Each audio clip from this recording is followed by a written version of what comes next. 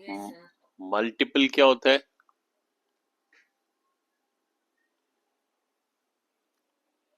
Sir answer of हैं? Multiplication. हाँ, very good. Answer of multiplication. तो अब चलो, आपकी बात सही है। आंसर ऑफ मल्टीप्लिकेशन, जब आप मल्टीप्लाई करते हो, मल्टीप्लिकेशन, जब आप मल्टीप्लाई करते हो, जो आंसर आता है उसको हम मल्टीपल कहते हैं। फॉर एग्जाम्पल, अगर मैं लिखूंगा 5 मल्टीप्लाइड बाई 4 और आंसर आ गया 20, तो इस 20 को हम बोलेंगे मल्टीपल। या और क्या वर्ड है इसका? मल्टीपल भी कह सकते हैं और प्रोडक्ट भी कह सकते हैं। Very good. या प्रोडक्ट। तो ये किसका मल्टीपल है? इन दोनों का, 5 का भी है और 4 का भी है।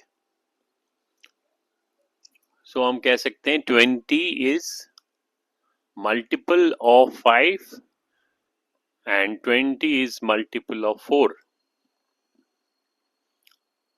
और 5 एंड 4 को क्या बोलेंगे? इनको बोलेंगे फैक्टर्स। फैक्टर्स ऑफ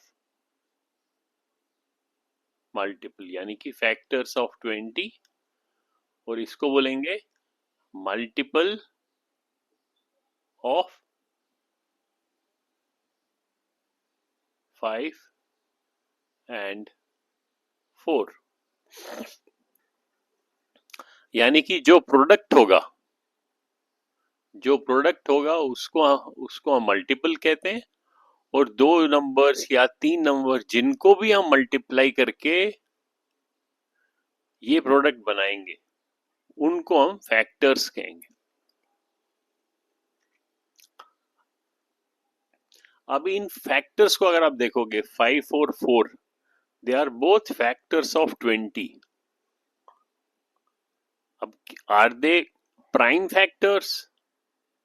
क्या ये प्राइम फैक्टर्स है? प्राइम फैक्टर क्या होता है? जो फैक्टर्स हो और प्राइम नंबर्स हो। प्राइम नंबर्स मालूम है ना? प्राइम नंबर्स,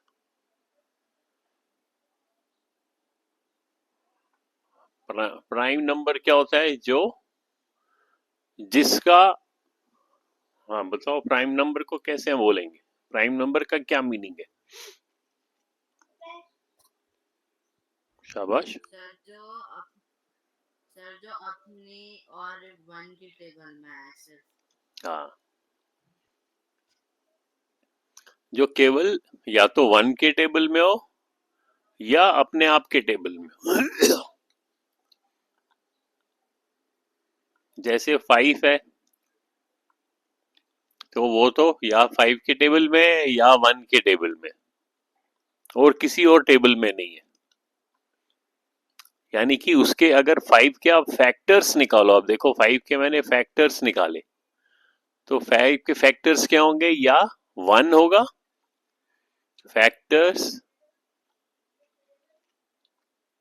फैक्टर इज 1, और इटसेल्फ, इटसेल्फ मतलब खुद, अपने आप में। तो 5, अब 5 के फैक्टर्स क्या हैं? या तो 1 है या इटसेल्फ है। तो हम कह सकते हैं yes, 5 is a prime number. तो हम प्राइम फैक्टर्स कैसे निकालते हैं? अब अगर इसी 20 को देखें, जैसे ये 20 है, तो 20 के हम पहले फैक्टर्स निकाल सकते हैं। अगर कोई भी फैक्टर्स हो, प्राइम फैक्टर नहीं हो, कोई भी, तो आप कुछ भी लिख सकते हो। आप लिख सकते हो 2 मल्टीप्लाइड बाई 10। तो 2 तो प्राइम फैक्टर हो गया, 2 को वहीं छोड़ देंगे। 10 को आप फिर से दो फैक्टर्स निकाल सकते हो। Good evening sir. Good evening. तो 10 के फिर से दो फैक्टर्स हैं, 2 मल्टीप्लाइड बाई 5। तो इसको हम बोलते हैं फैक्टर ट्री। इस ये जो ऐसे बनाते हैं हम ड्राइंग, ये एक प्रकार से ट्री बन गया, तो हम इसको बोलेंगे फैक्टर ट्री।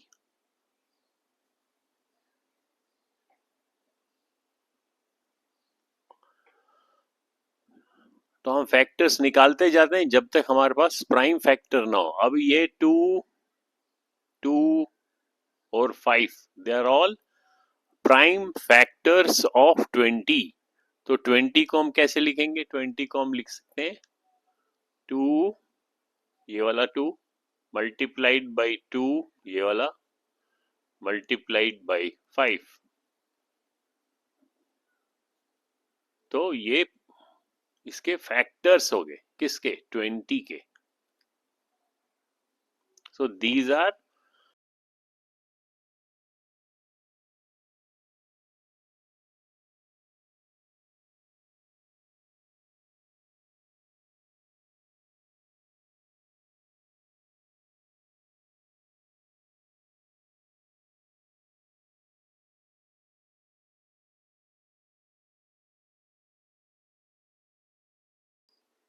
उल्टी शक्ल में।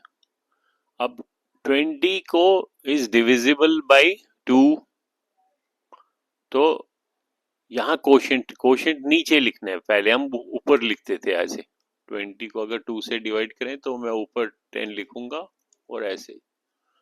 अब आपने नीचे लिखना है 2 1s are 2 और 0, तो 20 आया। फिर 10 के फिर से फैक्टर, अब 10 इज अगेन डिविजिबल बाई 2, तो 2 5s are 10। तो अब जब लास्ट में प्राइम नंबर आ गया, फिर आगे करने की जरूरत नहीं है। तो हमको ये 3 प्राइम फैक्टर्स मिल गए ऑफ 20। तो ये तो आप लोगों को आता है। अब हम देखते हैं, हम अपने गूगल क्लासरूम में जाते हैं। तो पहला इसमें क्या है? You have to find factors, factor pairs. Pair मतलब जोड़ी, जोड़ा। अब इसके हम फैक्टर पेयर देखते हैं।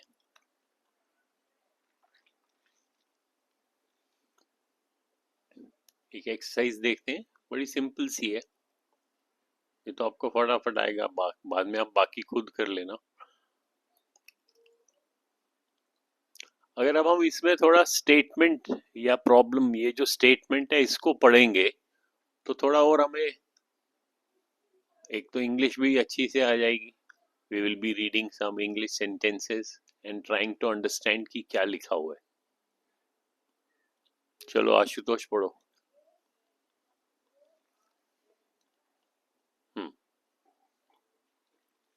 पढ़ो आशुतोष जल्दी से।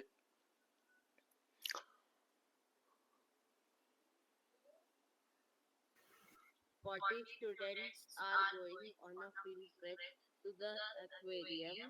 Every student needs to be in a group, and all groups must have the same number of students. Use what you know about factor pairs to complete the table. Very good. अब आपके पास number of groups यहां लिखा हुआ है, ये ऐसे column, और ये रोज। नंबर ऑफ ग्रुप्स में आपने यहाँ नंबर लिखना है, और यहाँ पे ग्रुप्स पर स्टूडेंट्स पर ग्रुप। और टोटल स्टूडेंट्स कितने हैं पहले ऊपर देखो, 40 students are going on a field trip to aquarium. Aquarium मालूम है ना क्या होता है? कौन बताएगा एक्वेरियम? यहाँ पे तरह तरह के एक्वाटिक एनिमल्स रखे जाते हैं। हाँ, जहाँ पे वाटर एनिमल्स हो, लाइक फिश, जो भी वाटर बेस्ड एनिमल्स। एक प्रकार से जू है, zoo of water based, water animals, उसको एक्वेरियम कहते हैं। अब यहां बताओ, टोटल तो 40 है, तो यहां पे नंबर ऑफ ग्रुप्स कितना होगा?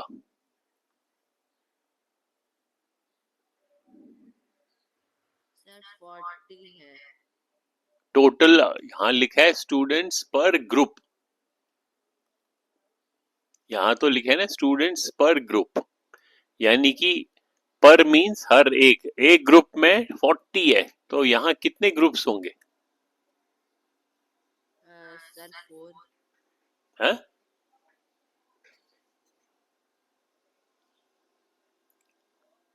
अरे इसको क्या हो जाता है, यहाँ पे 1 ग्रुप होगा, क्योंकि जब 40 को 1 से मल्टीप्लाई करोगे तो आपको टोटल स्टूडेंट्स मिलेंगे।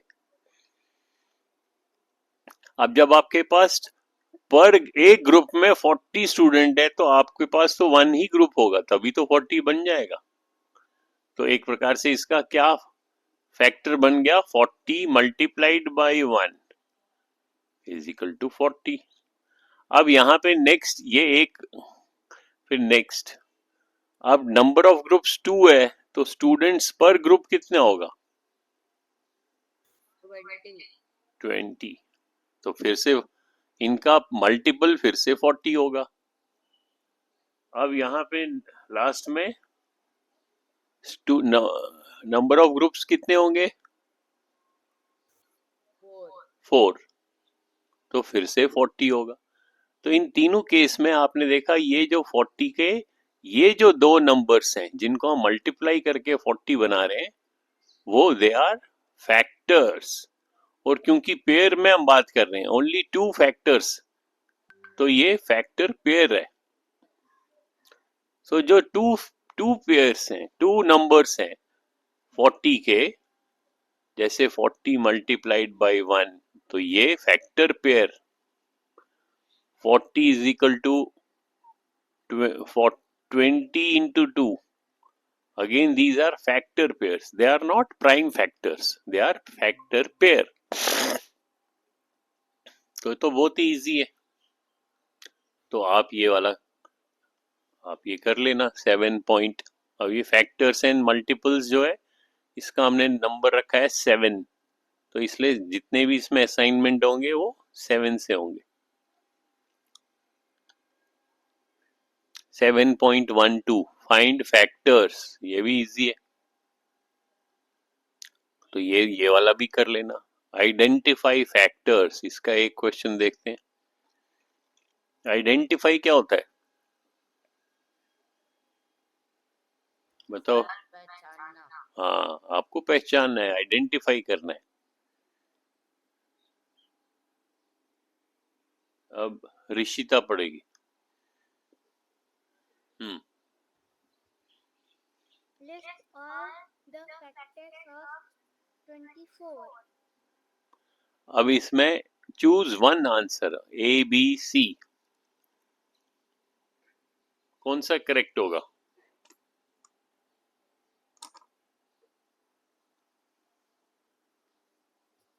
Sir A. हाँ, ए, क्योंकि all list all factors of 24, सारे 24 के फैक्टर्स होने चाहिए। तो अगर सी में देखोगे आप, सी में तो 10 है, 10 तो 24 का फैक्टर नहीं है, और ये जो है ये तो सारे अगर देखा जाए ये 24 के मल्टीपल है, फैक्टर्स नहीं है।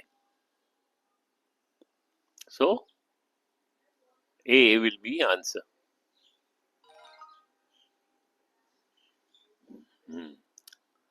पढ़ो Furqan. Which equation equation shows that 6 is a factor of 18? हाँ, विच इक्वेशन, इक्वेशन क्या होता है? जिसके बीच में इक्वल का साइन है।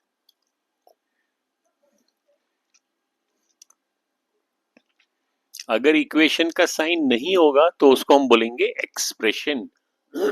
जरूरी नहीं हमेशा इक्वली हो, जैसे मैं अगर लिखता हूं 5 is more than 4, 5 is greater than 4, तो ये इसको हम क्या बोलेंगे? एक्सप्रेशन।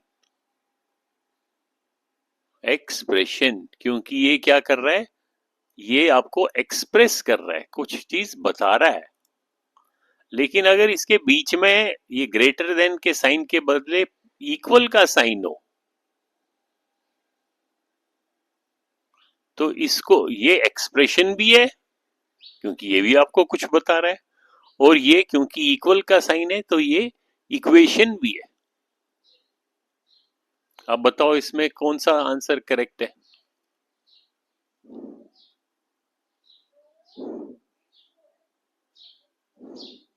Sir, D. डी।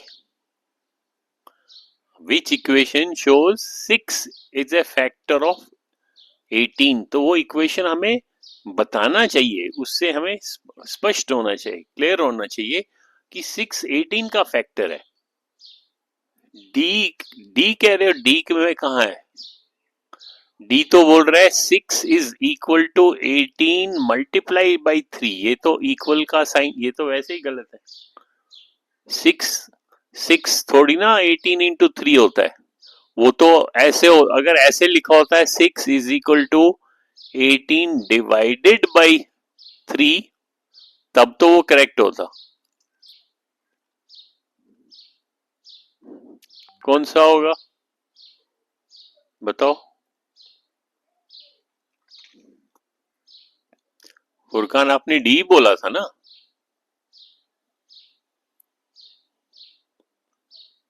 हाँ सर। हाँ, अब सोचो, फिर से सोचो कौन सा ऑप्शन ठीक लग रहा है। देखो ये तो 6 तो 18 मल्टीप्लाई बाई 3 होता ही नहीं है, इसका मतलब ये जो इक्वेशन है ये गलत है। तो ये डी तो पहले ही कट गया। 18 is equal to 6 multiplied by 12 ये भी गलत है। 18 इज इक्वल टू 24 माइनस 6, तो 24 माइनस 6 तो 18 होता है, लेकिन यहां तो कौन सा ऑपरेशन हो रहा है? सब्ट्रैक्शन का। तो ये सब्ट्रैक्शन का तो हमें नहीं बता रहा है कि ये 6 18 का फैक्टर है। तो फैक्टर हमेशा या तो हमें डिवीजन से पता चलेगा या मल्टीप्लिकेशन से पता चलेगा। तो ऑप्शन सी करेक्ट है कि अगर हम D18 को 6 से डिवाइड करें तो आंसर 3 आता है। तो इससे हमें एक और चीज पता चलता है जो इंपॉर्टेंट है, जिसको आप याद रख सकते हो, नोट कर सकते हो, कि जब हम किसी नंबर को किसी दूसरे नंबर से डिवाइड करते हैं, अब यहां मैंने क्या किया, 18 को 6 से डिवाइड किया और हमारा कोशेंट क्या आ गया? 3। यानी कि हम कैसे डिवाइड करते हैं लॉन्ग डिवीजन में? हम अगर 6 से डिवाइड करना है तो हम देखते हैं कि 6 को किस नंबर से मैं मल्टीप्लाई करूं कि वो 18 बने, या 18 से 18 के नजदीक हो, 18 से बेशक थोड़ा कम हो। फिर हम सब्ट्रैक्ट करते हैं, और अगर इसको हम बोलते हैं रिमाइंडर, अगर रिमाइंडर 0 होगा, ये याद रखना है, ये आगे हम हायर क्लासेस में भी अभी पढ़ेंगे। अगर if remainder is 0, if remainder is 0, then we can say that these two are factors. Remainder 0 होना चाहिए, तब हम कह सकते हैं 6 और 3 एंड 6 आर फैक्टर ऑफ 18। अगर मैं 18 को 5 से डिवाइड करूं, ठीक है, 5 3 जा 15 और रिमाइंडर 3, अब रिमाइंडर 0 नहीं मिला मेरे को, तो अब ये 5 मल्टीप्लाइड बाई 3 18 के बराबर नहीं होता है, कुछ बच जाता है। कितना बचता है? 3 बच जाता है। तो इस केस में हम देखेंगे कि 3 और 5 जो है वो 18 के फैक्टर्स नहीं है।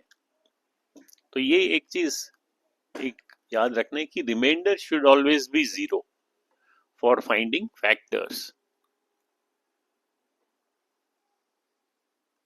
तो ऑप्शन सी को सिलेक्ट करते हैं और चेक करते हैं। हाँ, अब जल्दी जल्दी बताओ, कोई भी बताएगा।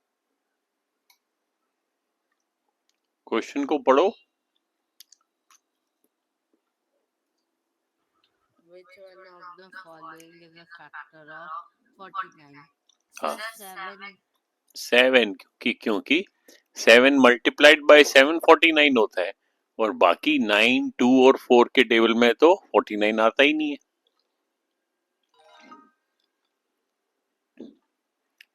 यस नेक्स्ट ऋषिता जल्दी जल्दी शाबाश.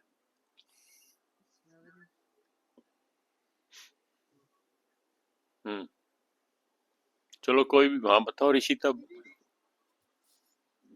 List all the factors of 36. हाँ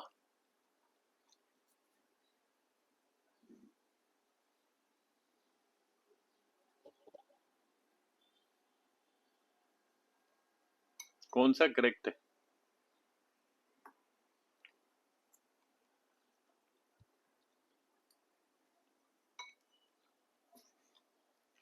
शाबाश शाबाश. Sir, C. सी. No, sir, A1. ए. Yes. ए में जो 24 है वो तो 36 का फैक्टर नहीं है, 16 भी नहीं है,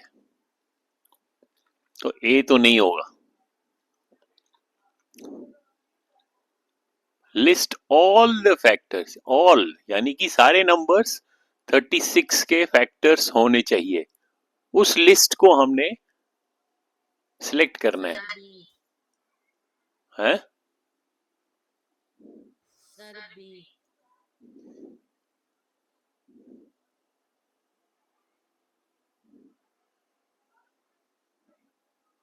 अब इसमें फिर से इसमें भी 24 है, ये भी नहीं होगा. अब बी में देखेंगे, देखो 2 के टेबल में भी है. 36 जो है आपको देखने क्या 36 डिविजिबल बाई 2 है. वो डिविजिबिलिटी रूल्स पढ़े थे ना, याद है? 2 का क्या रूल है कि ये जो वंस के प्लेस में है वो इवन होना चाहिए. 3 का क्या रूल है कि इनका सम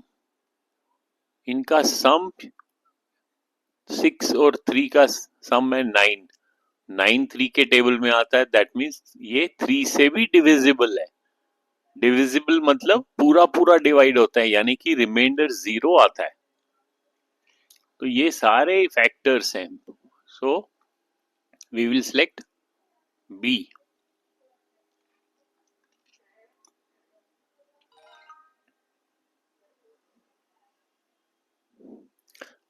Now which equation shows that 9 is a factor of 72? चलो कौन बताएगा? फुरकान.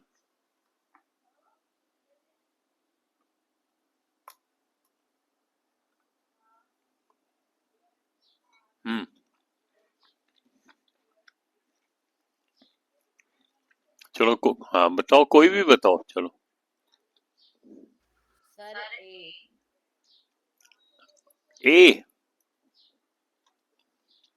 ए Sir, C. सी. हाँ ए कैसे होगा? ए तो इक्वेशन ही गलत है. 9 is not equal to 72 multiplied by 8. अगर ये लिखा होता कि 72 is equal to 9 multiplied by 8 तब तो ठीक होता, लेकिन यहां पे तो ये ओहो. सो सी, ऑप्शन सी.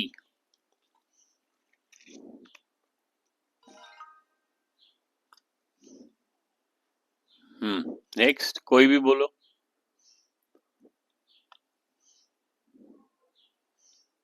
Factors of 63.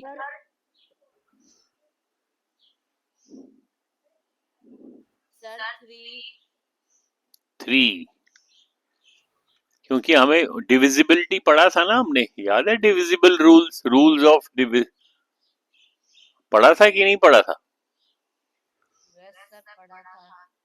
हाँ, डिविजिबल देखना है कि क्या कोई नंबर 2 से डिविजिबल है तो उसके हमने रूल्स पढ़े थे, रूल्स ऑफ डिविजिबिलिटी, फिर 3 के भी पढ़े थे, फिर 4, 5, 6, इन सबों से। तो इससे हमें पता चलता है जो पूरा पूरा डिविजिबल होगा तो जिससे डिवाइड करोगे वो उसका फैक्टर होगा। अब 63 है, ये तो 3 से डिविजिबल होता है। क्यों, कैसे पता चलेगा? एक तरीका तो कि आप इसको लॉन्ग मेथड से करो, 3 से। 3 2 जा 6, फिर ये 3 नीचे आया, 3 1 जा 3 और रिमाइंडर 0 आ गया। और अगर रिमाइंडर 0 होगा तो हम कहेंगे ये दोनों 63 के फैक्टर्स हैं। एक तरीका तो ये है लॉन्ग मेथड से। दूसरा हमने शॉर्टकट रूल्स पढ़े थे कि अगर हमने देखना है कि क्या 63 3 से डिविजिबल है तो हम क्या करते हैं, इनको हम आपस में सम करते हैं, जोड़ते हैं। जोड़ने पे वो 9 आ गया।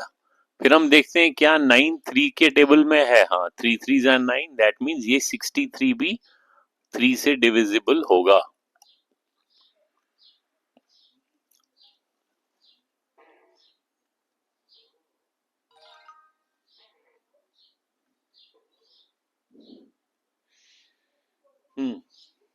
जल्दी से करो नेक्स्ट, फिर हम आगे चलते हैं। List all factors of 56।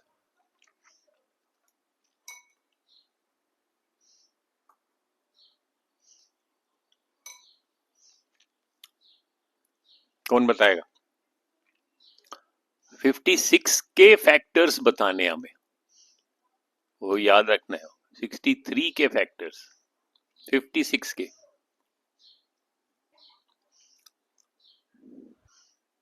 Sir sir C sir B. Sir C sir, क्योंकि बी में जो 3 है तो 5 + 6 तो 11 होता है और वो 3 के टेबल में नहीं आता। हाँ, क्योंकि अगर हम हमने जल्दी जल्दी सबों को चेक करना है।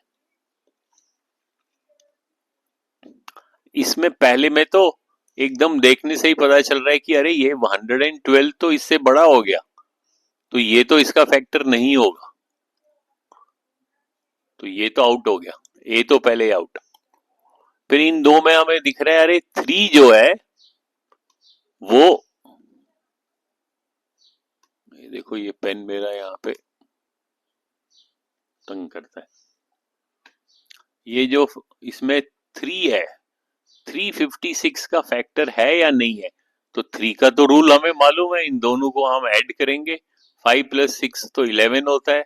11 3 के टेबल में नहीं आता है, दैट मीन्स 56 जो है वो 3 से पूरा पूरा डिवाइड नहीं होगा। पूरा पूरा मतलब उसमें रिमाइंडर 0 नहीं आएगा। So option is C. तो ऐसे हम चेक करेंगे। सो ये आपका गूगल क्लासरूम में आप इसकी प्रैक्टिस कर सकते हो। ठीक है, कहाँ गया? तो ये 7.1 सर आज क्लास 4:30 से क्यों हुई? 4:30 से, क्योंकि कुछ स्टूडेंट्स 4:30 से आना चाहते हैं इंग्लिश की क्लास में, तो इसलिए हम सोच रहे हैं कि 4:30 से ही रखते हैं, 4:30 to 5:30। वो ठीक है?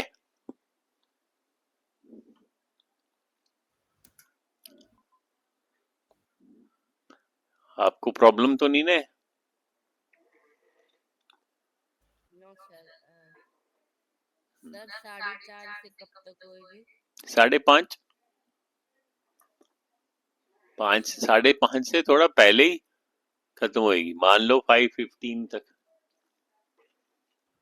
सर लेकिन एक गड़बड़ है। हाँ 5 बजे से मुझे एकेडमी जाना रहता है। अच्छा, तो कोई बात नहीं, आप 5 बजे चले जाना। ठीक है, फिर ये प्रैक्टिस करना ना इसका, जैसे हमने 7.12 में क्या फाइंड फैक्टर्स, तो इसको मैं असाइन करता हूं। तो आप 7 point,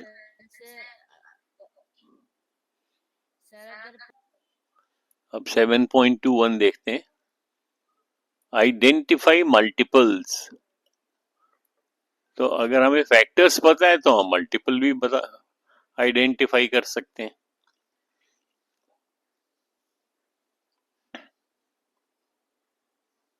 Which of the following shows only multiples of 6?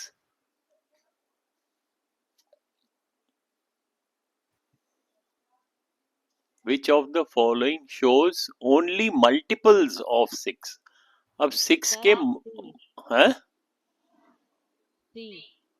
सी। हाँ, जब हम मल्टीपल्स ऑफ 6 की बात कर रहे हैं तो ऑब्वियसली वो 6 या 6 से ज्यादा होगा। 6 से कम जो होगा वो तो 6 का मल्टीपल नहीं हो सकता है। मल्टीपल क्या होगा? जब हम 6 का अगर टेबल लिखेंगे, 6 1 जा 6, 6 into 2 is 12, 6 into 3 is 18। तो ये सारे जो हैं ये 6 के मल्टीपल हैं। तो मल्टीपल तो तभी होंगे जब वो 6 से या तो 6 के बराबर होंगे या 6 से ज्यादा होंगे। अब यहाँ पे 6 से ज्यादा, इसमें 3 और 2 है, यानी कि ये लिस्ट जो है पूरी ये मल्टीपल नहीं होगी, ये भी इसमें नहीं होगी, फिर तो यही होगी सी। तो इस तरीके से आप सोच सकते हो डिफरेंट तरीके से।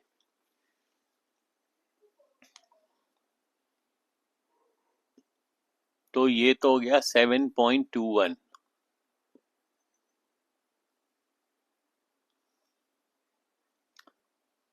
रिलेट फैक्टर्स एंड मल्टीपल्स 7.31 देखते हैं।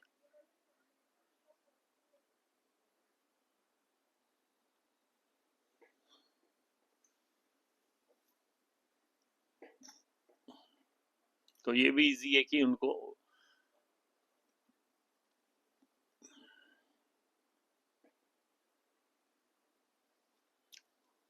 अब ये कह रहे हैं what set of numbers are shaded on the 100 chart।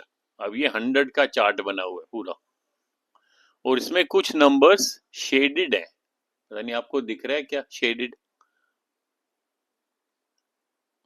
हल्का सा शेडेड है, दिख रहा है? शेडेड दिख रहे हैं? Yes, sir. दिख रहे हैं शेडेड नंबर्स? Yes, sir.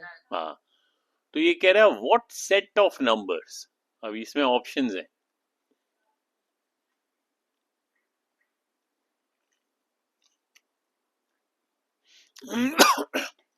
पहला ऑप्शन है only factors of 6, only multiples of 6, only factors of 8, only multiples of 8। Sir, only multiples of 6.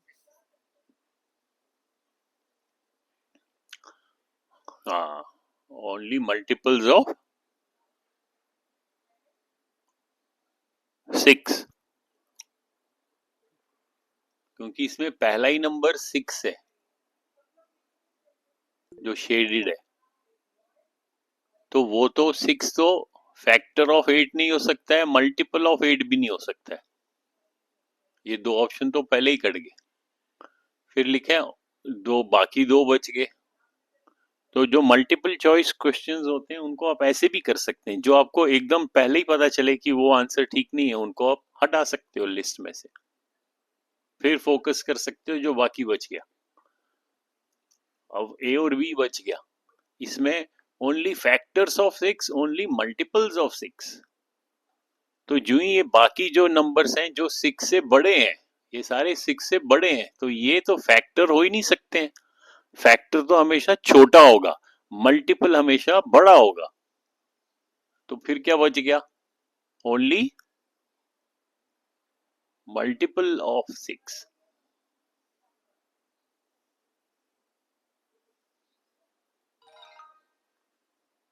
समझ आया कैसे हमने सॉल्व किया?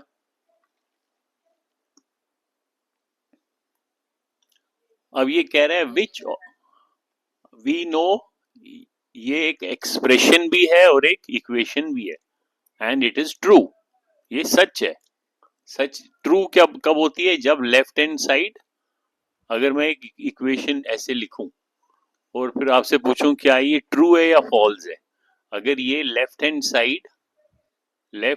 साइड और ये हमारा right hand side, if they are equal, then we say that this equation or this statement is true, and if it is not equal, then we can say that equation is false. Which of the following statements मतलब expressions are also true? Choose two answers. इसका मतलब है इसमें two answers correct हैं.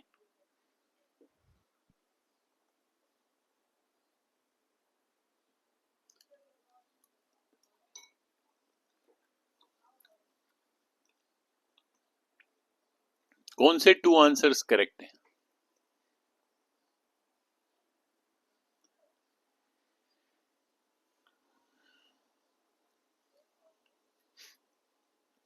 बोलो.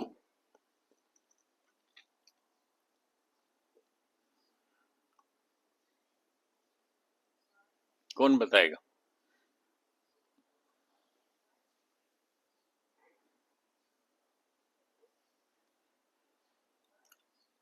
शाबाश शाबाश. हैं? सर क्वेश्चन पढ़ रहा था.